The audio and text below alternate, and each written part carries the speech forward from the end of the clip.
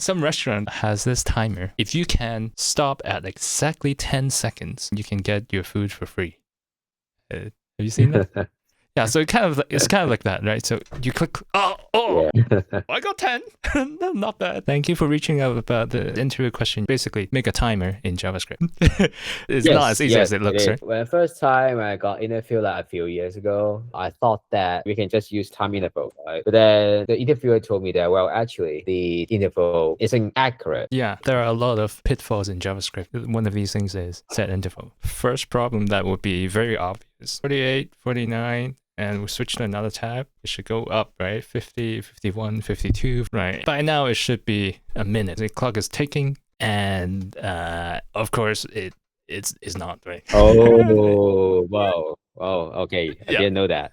The problem is the browser actually just promised us more or equal to 10 milliseconds. Our existing implementation in the callback is hard-coded because we thought the browser would call exactly at 10 milliseconds. What you're saying is every time that it just add the delta, and then the delta is calculated based on the last tick and then the current time right now. So basically we're replacing this 10, right? Because we can't assume browser will accurately call us. Yeah, let's do it live. Yeah. Yes. For simplicity, I can just use this here. I need to know now. Delta is now minus last tick. Previous plus delta. After we set this, we are going to reset our last tick. And I think this is the core of this. Okay. So whenever it's not running, then like we are not going into this set and resetting on delta calculation. I think it will work. Yes. So moment of truth. 5 seconds behind on this, right? So it should be 2 minutes something. Yeah, it is. It is working. Roughly 5 seconds, yes. Okay.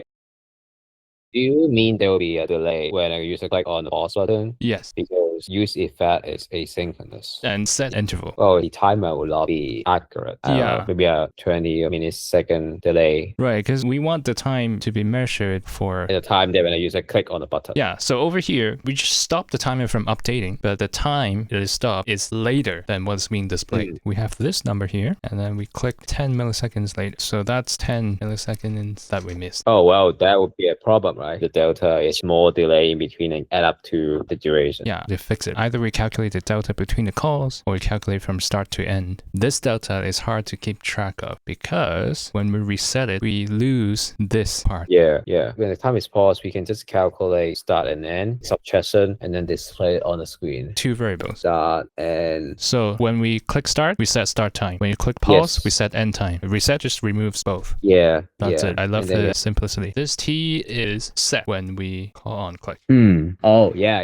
So when it passes through React, this value stays the same. Doesn't matter if React takes 5 minutes to process this. The time is still the same. But there's a problem if I pause. Oh, how come it will? Right now, when we hit resume, it doesn't resume from here. Yeah. That's crazy. Everything in between is actually discarded. So instead of starting here, we want to start here. We want the duration 3 to be kept, right? Here at this point is 3 anyway. Right? Oh, I see. Okay, wait. Okay, I see what you mean. So the new duration when we start here, 9 seconds, right? Sorry, I'm very slow on these things. So the blue numbers are all absolute variables. These are returned by date.now. And then duration is relative. That's why I got my brain in a twist. So over here, let's say at 14 seconds, the correct answer is 2 seconds here plus the 3 seconds there. It's 5, right? And then right now it's 14 minus 9, which is also 5. Ah, I love it. The duration here is 2 and duration from the previous run is 3. And we want to minus 9 seconds. So if we ignore pausing it altogether, right, the end time 14 and start time 2, so that means 12 seconds. But because we paused for 7 seconds, that means the duration is 5, 2 plus 3. Yeah. Lovely. We don't have to keep another variable for offsetting. It's not just me playing dumb to help the viewer. I will probably attach this picture onto the PR just for my silly brain. Yeah, great progress. So I think the last thing that we should do is add the animation in. People probably won't believe we both worked at Facebook. Thank you, Kevin. Some restaurant has this timer. If you can stop at exactly 10 seconds, you can get your food for free. Have you seen that? Yeah, so it's kind of like that, right? So you click, oh, Yeah. I got 10. Not bad. But this part has to be right too. Let's make sure it's right. There's actually a way to visualize this. If the timer is running, we don't update the screen. So we only update the screen when you click start and pause. So it's kind of like invisibly counting in the background. Oh, yeah. That could help us see which part is the annoying part causing all of these headaches. It means that we actually don't really need the time interval. That's one strategy. When we look at a component, we want to simplify it. We pull out the complicated part, counting up, and then we call set interval, clear interval. And because this effect is ran by two triggers, right? One is clicking the button. Yeah. One is the animation ticking. Yeah, if we remove this, right, and we just focus on is running, let's see how it looks and then add the animation back. How does that sound? Let's do it. It's running, we're not showing the time, and then we pause, we show the duration in between the two clicks. So we should add the animation in. Awesome. How do you want to do it? Probably we are going to create a new component, right? Yeah, I have hinted here. Yeah. It's running, and then we have I this. saw what we're doing.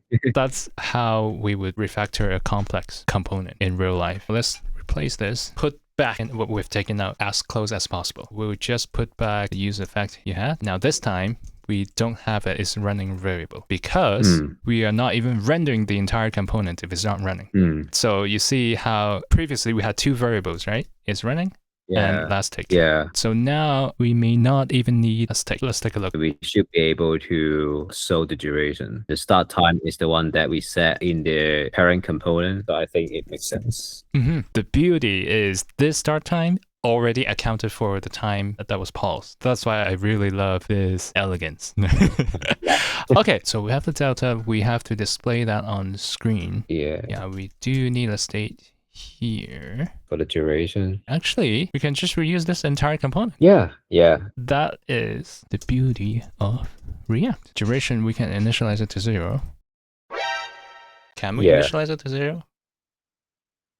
Just 0 for now. Make this very obvious. We'll wait at least half a second before updating the screen. So we pause, and then we resume. Yeah, you see the 0 there. Now, don't blink. Resume. See the 0?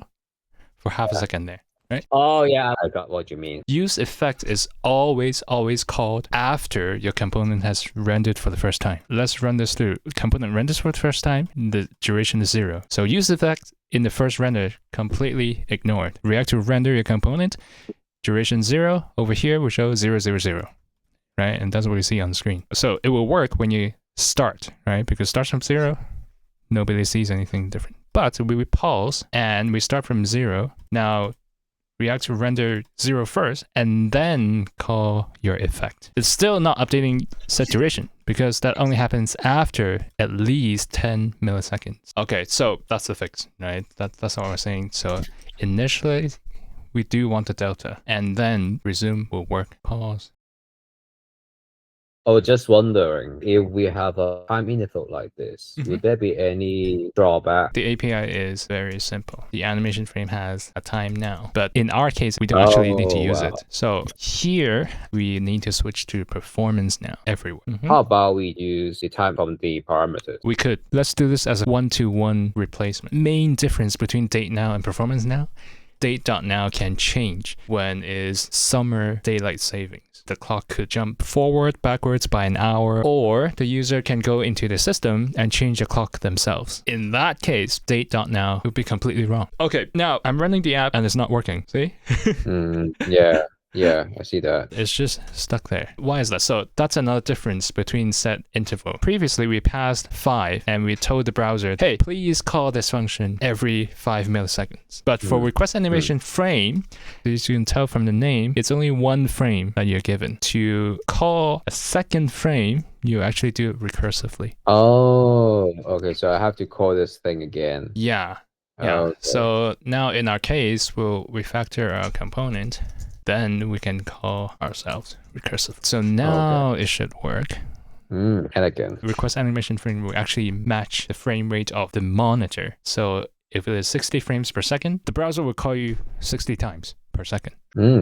Okay. Right. And I don't know if you can tell, it's matching the frame rates per second. Nah.